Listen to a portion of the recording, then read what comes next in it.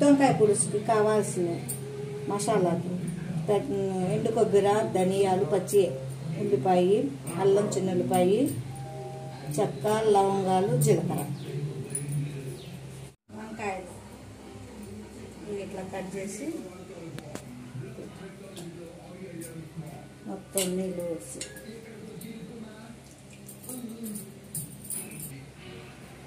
గుత్తొంకాయలు ఇట్లా కోసుకొని మజ్జికి దీంట్లో కావాల్సింది గుత్తొంకాయ పులుసుకి ఉల్లిపాయలు, పచ్చిమిరకాయలు, కరివేపాకు, కొత్తిమీర, చింతపండు పులుసు పెట్టుకున్నాం. మసాలా దినుసులు అన్నీ ఇందాక చూపించానుగా ఇట్లా గ్రైండర్ చేసి పెట్టుకోవటం.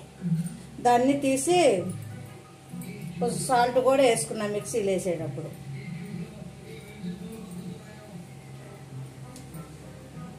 మొత్తం ఇది ఇట్లాగా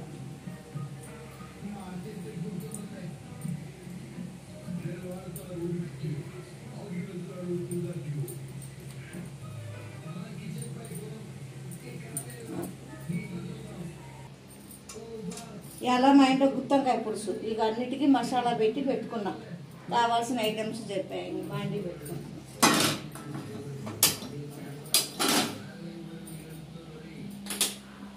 నూనె కొంచెం ఎక్కువే పట్టిద్దండి కూరలకి.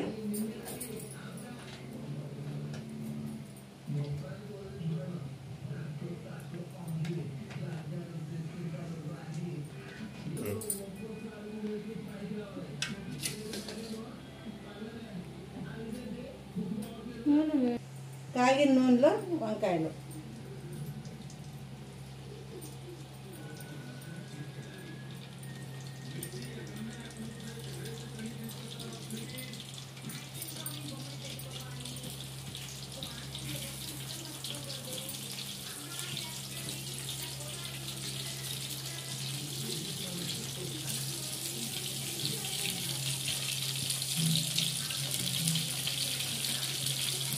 కొంచెం వేగిన దాకా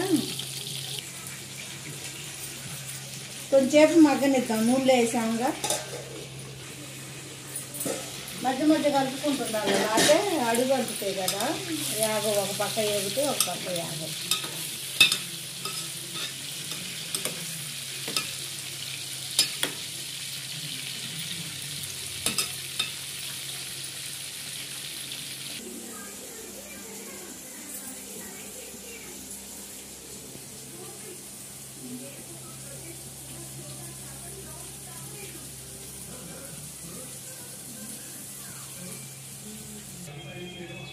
మగ్గిందేమో చూద్దాం. వంకాయ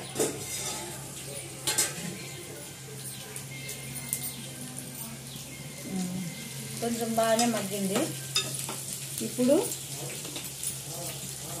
పచ్చిమిరకాయలు, కరివేపాకు, ఉల్లిపాయ, ఒక ఉల్లిపాయ కోసుకున్నామండి, 4 పచ్చిమిరకాయలు,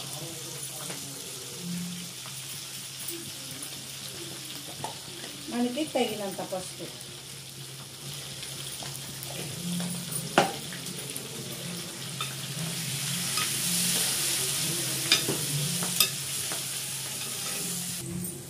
ఇప్పుడు ఇవన్నీ వేసాం కదా, కలిపిన తర్వాత ఒక 5 నిమిషాలు మగ్గనిద్దాం. మగ్గిందేమని చూద్దాం.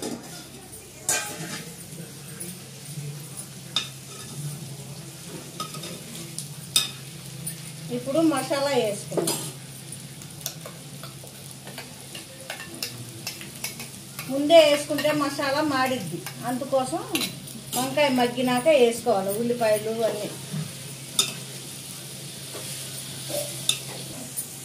కొంచెం మసాలా వేగాల, పచ్చి వాసన పోయిందాక. ఇప్పుడు కారం వేద్దాం. మనకి తగినంత, ఎక్కువ తినేవాళ్ళు ఎక్కువ వేసుకోవచ్చు, కొంచెం తినేవాళ్ళు కొంచెం వేసుకోవచ్చు. సాల్ట్ నేను మసాలాలోనే వేసాను వంకాయకి పట్టేలాగా. ఇప్పుడు మళ్ళీ పులుసు కోసం మొత్తం ఇప్పుడు ఇది వచ్చిన పులుసు పిండి పెట్టుకున్నాం.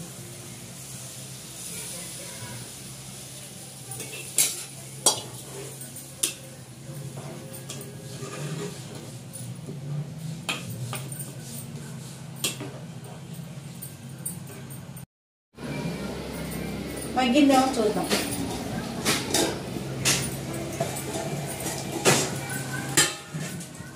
చింతపులుసు పోసినాక ఒక 10 నిమిషాలు మగ్గనిచ్చాము.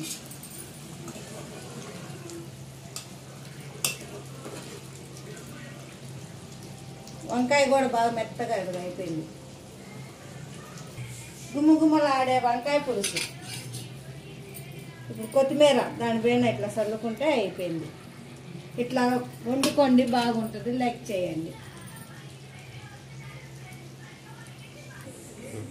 చేయండి, షేర్ చేయండి 10 మందికి.